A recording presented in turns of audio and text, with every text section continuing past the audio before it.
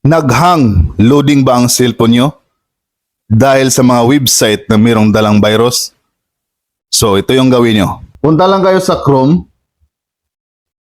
Then, i-click niyo yung tatlong guhit dito sa taas.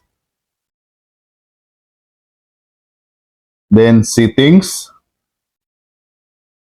Then, dito sa baba, hanapin niyo yung site settings. Then, scroll up lang. Hanapin niyo yung pinakababa yung data stored. So, sa akin, wala pong file, link sa mga website na nakalagay dito dahil kaka-delete ko lang. Pag sa inyo, meron tong maraming nakalagay na makikita ninyo. Mga website, link na pinupuntahan ninyo na may mga dalang virus. So, i-delete all nyo lang, tapos delete. So, makikleared na yan. So, thank you guys. Follow, share, para marami pong makaalam. Thank you.